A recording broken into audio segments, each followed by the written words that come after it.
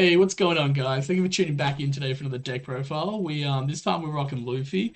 Thought I'll showcase the my top 64 Treasure Cup that just recently passed in OCE here online. It's 350 to 400 players. You know, we got 45th, which was nice, going X and 2. So I was like, you know what? I was torn between the two, Luffy and Whitebeard, and I chose to go Luffy because I feel he was more of like a nicer threat against Whitebeard as well. Which is funny enough, I didn't play any Whitebeards on the day, which is, which is weird. It was just anyway, yeah, because of the fact that you can utilize Arrested Don onto him. It's always a 6k swing. It's always causing pressure onto your opponent. It's quite nice. You know, they always forces a plus 2k counter out their hand, or they just take the damage most of the time. But yeah, let's get right into it. So this is the deck profile. So, you guys probably wondering about a few little things. So this is my little, like I said, my little like spice into it, I guess. I always like to play like a funky deck with stuff that's just a little bit weird with weird numbers, but I like to give stuff a bit of a go and see how it runs, you know. So and doing as well as I did, I didn't expect to do that. So I didn't expect to get into like the top 64, especially going 6 and 2, which is huge.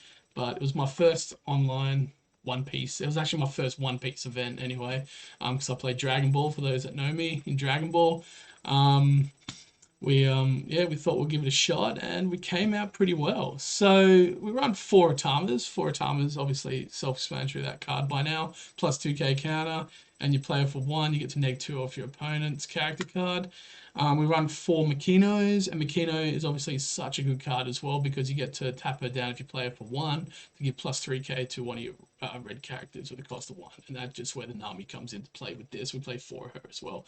Obviously, for the top five searches for a Straw Hat Crew type card, beautiful. Always a good card. Gordon's, look, this deck kind of ran four that I noticed from a lot of deck profiles, like a lot of stuff like that. I was like, we chose to run two, just the two of with the Gordon because I got the four of with the Otamas. That's six cards I can utilize negging, and I'm just like, don't really need it as much because reason being is we're going a little bit funky here. And we went to play Frankie's. I ran two of them in the deck, simply because I had them in winner and I wanted to play them. Nah, no. On top of that, the effect was quite resourceful because for three Don, he's a 4K, and you attach one under him, you can attack your opponent's characters in active mode. And there isn't any red decks running this sort of card yet, and I was like, yeah, sick. Let's be the first one to run it. Well, not that I've seen anyway. And shout out to Ethan on my team, on the One Piece team. He convinced me to go for it because it's something that, it's a very underrated card, and it was just like, I reckon you should play this because you can play it on, on curve and just kind of like use, we can use that with Luffy's ability to attach a Don to him, gives him that that 1k boost to then attack into active, and it's quite resourceful to go against characters with when you use like Gordon and Atama, neg 2 or neg 3 with Gordon, and then you can use Frankie to even go into a big boy. But he's good against the little guys like blockers and such because then it makes your opponent either like they're going to lose a blocker, or you're going to force them to use cards from the hand that they don't want to on a character card that originally was meant for something else, like a bigger play. So it was quite interesting. It was actually really good because it helped me in the law matchup. So Frankie helped me a lot in the law matchup because I did play against the law player, and when he was trying to build his board with like little choppers and stuff like that, when I had the Frankie down, he was very good because he just like attacked into them active mode cards as well, clearing the board. It was good, so he didn't get to those five cards on the field, and I was utilizing that effect a lot, so it was really good. Then on top of that, slapping down a Vista, which we play four of. Vista kills a 3,000 power or less character card, which is awesome. So these cards were really doing well for me. Vista and Frankie was a good combination against like the Law and stuff like that, and even Kinemon, because Kinemon likes to establish a board too with their little blockers and whatnot, Kikus and whatnot. So I was just like, you know what, this was turning into be pretty good, pretty decent. But it's also how you go about it. So four of the Monkey D Luffy's also played. Great card to search out for as well for a plus 2k counter, or he's good for 3 Don. When you attach 2 to him, he gets another 2k boost. It becomes a 7k. Like, it's pretty threatening. Brooks, we just played a 2 of. I thought just 2 of them might be alright. Like, then if I was into any sort of position, I could be like, yeah, cool, I could tap in for 2 to use his rested Don onto the, something a bit small like, my Namis when I beef them up or something with my Kinos. But other than that, it was just usually a plus 2k counter. Just so I've got a good amount now. I think we ran about 4, 8, 12, 14. Yeah, we ran 14 plus 2k counters, which is pretty good. That served me all well. Zoros. Self-explanatory. Zoros, we ran 4 of them. Zoro's amazing, obviously. The 3 Don, 5k rush. And then obviously with Luffy, you get to attach another rested Don to him, so it just like becomes a 6k. Monkey D. Luffy as well, the starter card. It's probably like one of my most favorite cards in the game, other than Whitebeard 9 cost, because it's just like, it's, for 5 Don, 6k. Play him out, utilize Luffy's ability, attach 1 more Don to him. He's got 2 onto him. He becomes an 8k, has rush, and they can't activate blocker against him, which is very good. Monkey D. Luffy is again the 4-drop vanilla. We run just 2 of them. I thought I'll just run 2 of the vanillas, 6Ks, and 4 of the King Doos, 5 for 7Ks. So 6 vanillas there, which were pretty good.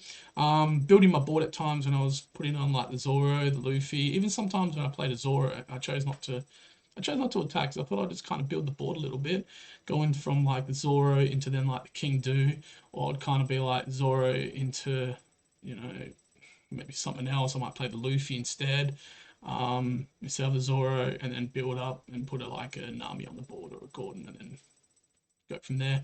Whitebeard, the broken card in red. This is the best character card for me. I feel like this card's just insane. When you drop this guy, your opponent just kind of now struggles against it. It's just huge. I mean, there's a lot of tech, little nicky knacks that you can do to get rid of the card quite easy, like Smoker and stuff. But I played against a Smoker player. Kudos to him for trying, but I ended up establishing, I think, two of these Whitebeards on the board, and it just became a big struggle for him because he didn't have the cards to see to neg the cost to KO him, and you didn't see the big Kuzan or anything. So, yeah, as soon as you smack down Whitebeard, Edwin Newgate, get the plus 2k on your leader until the start of your next turn, and when he swings with 2 Don rested, 2 Don attached to him, sorry, KO's a 3k or less. So it's just good to get rid of blockers as well. You have him on the field too. It's huge because, like, if you got a Frankie, like, if I've established Frankie on the board and then I hit a Whitebeard and they survive through, right? And then I've got, like, it becomes pretty big against my opponent because they're just like, yeah, like, Frankie can attack into active, obviously, and then like he can get rid of the little blockers, and then I can use Whitebeard to get rid of another one. Like, it's just, so they've got 2 blockers on the field. Like, I'm gonna get rid of them quite easy, and it's, yeah, it becomes a huge play with Vista and such too, and then Gordon helping you out, negging the power cost and such. So yeah, nah, very, very big. Jet Pistol, 4 of them bad boys. Jet Pistol's so good. 6k or less, obviously with Gordon or Tama, it just makes it so much better. But yeah, Jet Pistol, we know what that does. That's so good. And off the trigger effect, like, that happened a few times during the day, and my opponent was just like, it just it just turns the game so much into your favor. And we went for 3 radical beams instead of 4. I thought 3 was a good number because when I was testing this deck, like, through the week, a few bits and pieces here and there were where I could test, actually, because I don't play the sim. I just go to locals a lot, and I meet up with the boys with my team, and we just kind of like test and stuff. And I was like, radical beams was just a nice play at 3, because I don't feel like I needed to see it all the time, and when I did, it was just resourceful at that time. It wasn't good for anything else, and it was like, I kind of preferred like having more of my plus 2k counters in hand, or using the dummy to always keep an active Don, so it makes your opponent think you got a radical beam when you don't. Little things like that. So it was a good deck. Like, it went me through, yeah, all like 8 rounds. Matchups were, yeah, 3 Zoros, 2 Luffy mirrors, Smoker, and 2 Kinemons. So, wait, no, a Law as well, I think. Yeah, a Law and a Kinemon, sorry. Yeah, so I was just like, it was wild. Like, it was very, very big, and it was good because, like, yeah, my only two losses were to two of those three Zoros, and they just like they they saw the nuts before I did. Like, they would see the Edward Newgate, the Whitebeard card before me, and then it got to a point where they established like two, three of them on board before I could do anything, and it was GG after that. So kudos to all my opponents there. It was really, really cool. Had a blast. Yeah, and I would say that I'll definitely be competing in some more online events for sure, or big events. Love to travel for this. Loving One Piece at the moment, um, and it's doing extremely well, so it's super fun. So yeah, that's my deck profile there, guys. So yeah, thank you for tuning in. Really appreciate it. Yeah, if you liked it, remember to always like and subscribe and to hit that bell to stay notified. Big shout out to our sponsors, Beyond Odyssey and Eternal Magic for One Piece. You guys are amazing. Thank you very much.